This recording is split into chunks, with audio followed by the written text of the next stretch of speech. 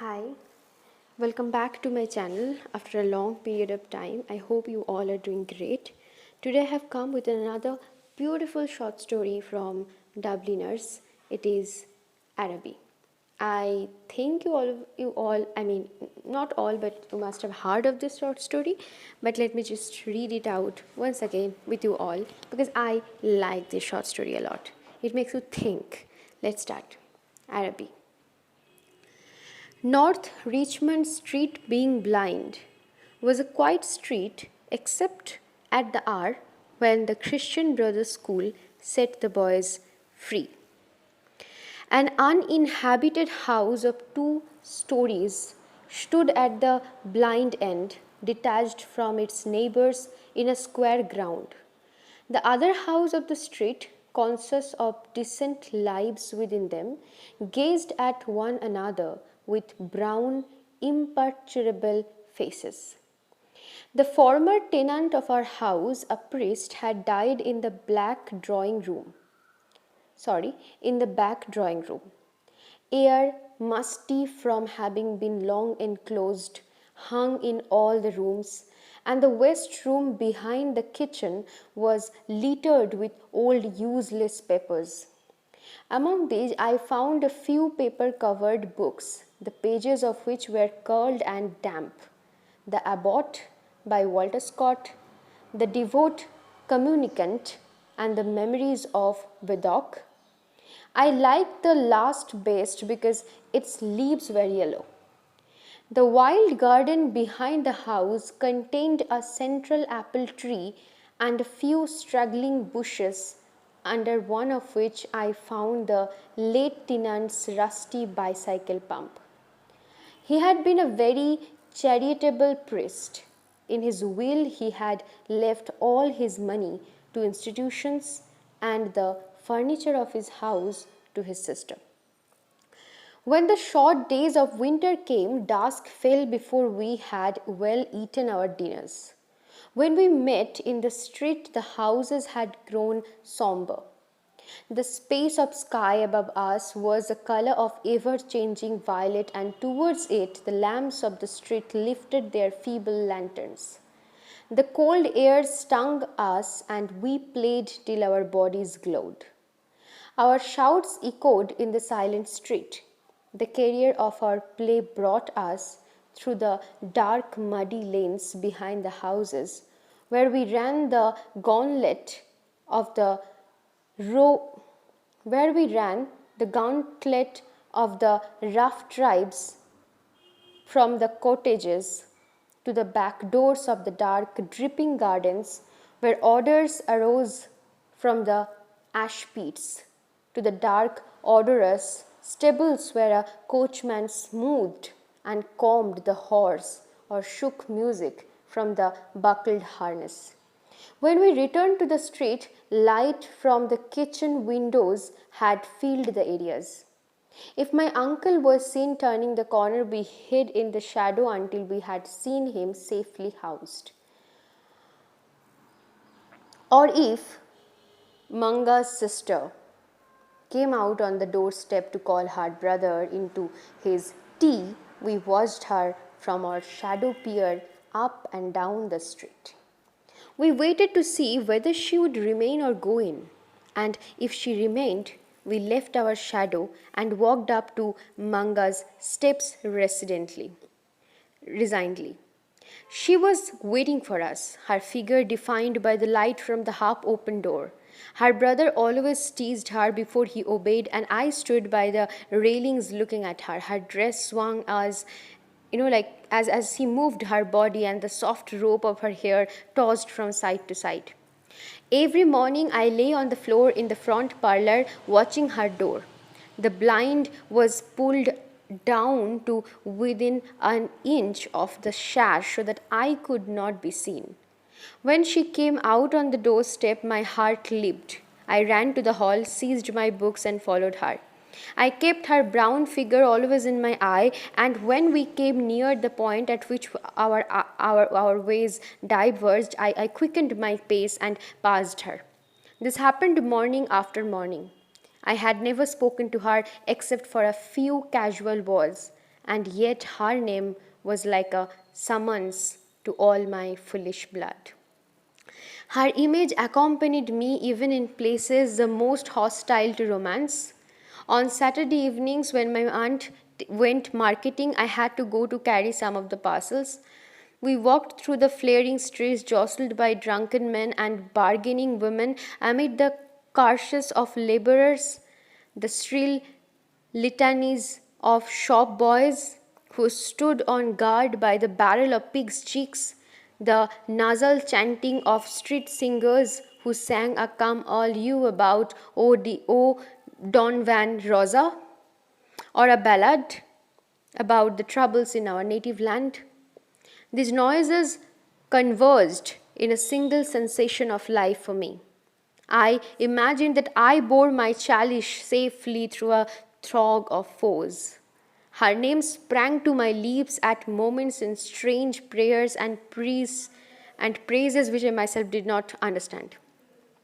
My eyes were often full of tears. I could not tell why. And at times, a flood from my heart seemed to pour itself out into my bosom. I thought little of the future. I did not know whether I would ever speak to her or not, or if I spoke to her, how I could tell her of my confused adoration. But my body was like a harp, and her words and gestures were like fingers running upon the wires. One evening, I went into the back drawing room in which the priest had died. It was a dark, rainy evening, and there was no sound in the house.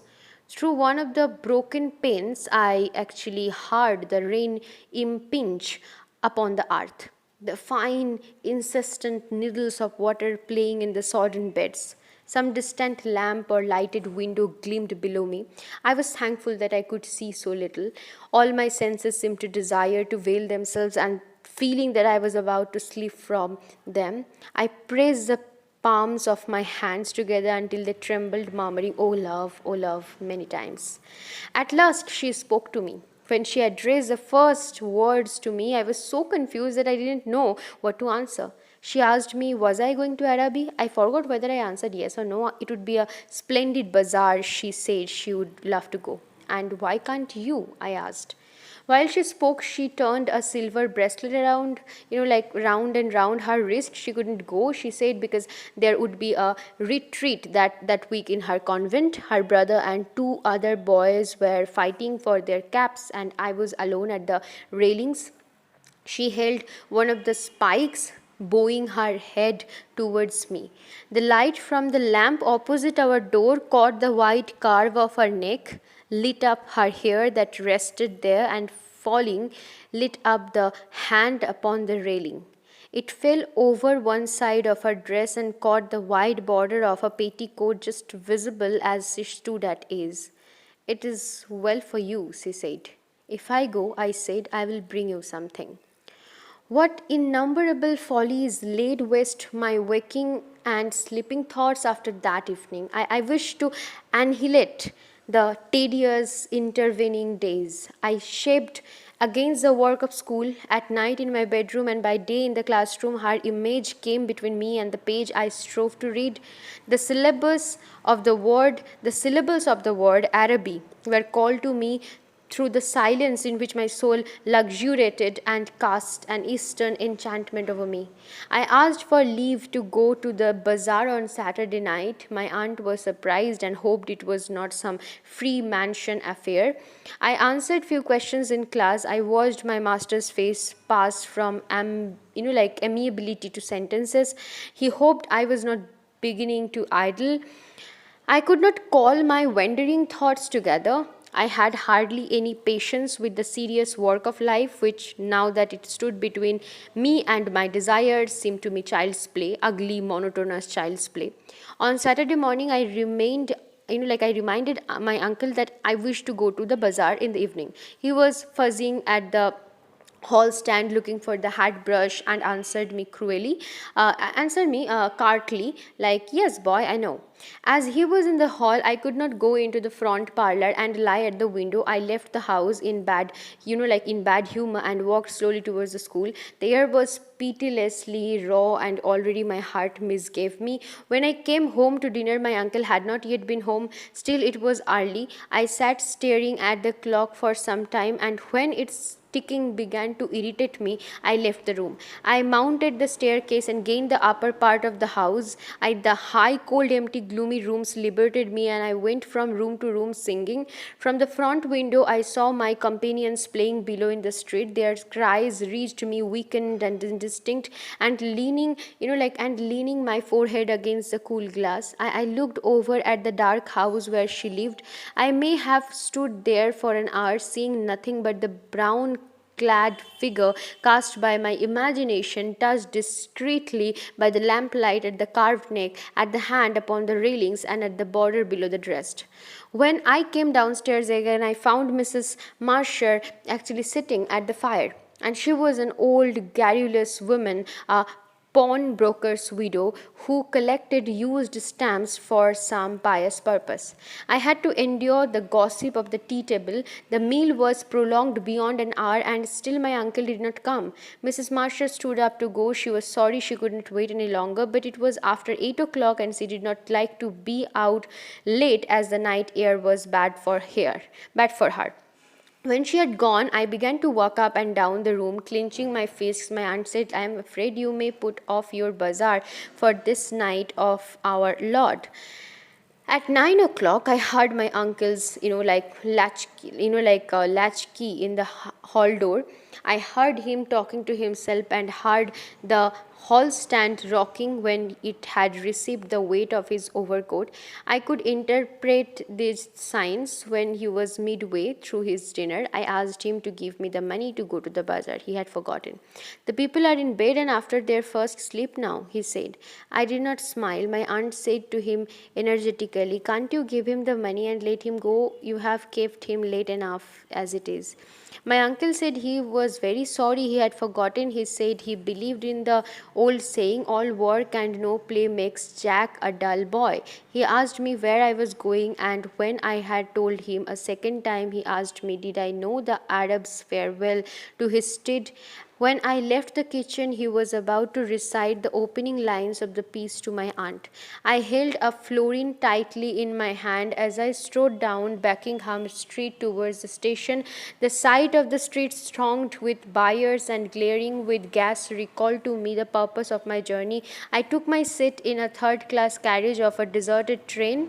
After an intolerable delay, the train moved out of the station slowly. It crept onward among ruinous houses and over the twinkling river.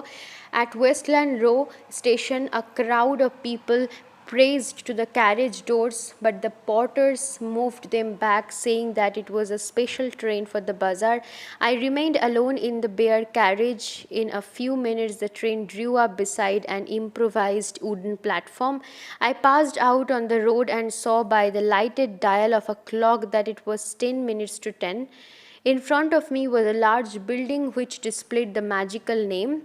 I couldn't find any sixpenny entrance, and fearing that the bazaar would be closed, I passed in quickly through a turnstile handling a shilling to a weary looking man. I found myself in a big hall, guarded at half its height by a gallery. Nearly all the stalls were closed, and the greater part of the hall was in darkness. I recognized a silence like that which pervades a church after a service. I walked into the center of the bazaar timidly. A few people were gathered about the stalls, which were still open, before a curtain over which the words "Cafe Chantant," were written in colored lamps. Two men were counting money on a salver. I listened to the fall of the coins. Remembering with difficulty why I had come, I went over to one of the stalls and actually examined, porcelain vases and flowered tea sets. At the door of the stall, a young lady was talking and laughing with two young gentlemen. I remarked their English accents and listened vaguely to their conversation. Oh, I never said such a thing. Oh, but you did. Oh, but you did not. Didn't she say that? Yes, I heard her. Oh, there is a fib. Observing me, the young lady actually came over and asked me, did I wish to buy anything? The tone of her voice was not encouraging. She seemed to have spoken to me out of a sense of duty. I looked humbly at the great jars that stood like eastern guards at either side of the dark entrance to the stall and murmured, no, thank you. The young lady changed the position of one of the vases and went back to the two gentlemen. They began to talk of the same subject. Once or twice a young lady glanced at me over her shoulder. I lingered before her stall, though I knew my stay was useless to make my interest in her wares seem the more real. Then I turned away slowly and walked down the middle of the bazaar. I allowed the 2 pennies to fall against the 6 pence in my pocket. I heard a voice call from one end of the gallery that the light was out. The upper part of the hall was now completely dark. Gazing up into the darkness, I saw myself as a creature driven and derided by vanity, and my eyes burned with anguish and anger. Thank you. Thank you for thank you for being patient and listen to this. I hope you all are doing great. You all are very happy and healthy. Please like, share and comment, and if you guys have any suggestion for me that what kind of story should I read, and if you like me to read certain particular stories, then please recommend me, write down in the comment section. I will be very very happy for this. And I'm really very sorry if there is any kind of background noise. And another thing that I would like to mention once again is that I always try to keep the reading, like a very simple one, in a very informal way, the way I read. So sometimes it's like a little bit of slow, it becomes slow, it becomes a little, like the pronunciation is a little dull or something like that. But I would definitely going to improve all those things little by little. But let me know if you like it or not, and let me know in the comment section. Thank you so much for being here. Happy life.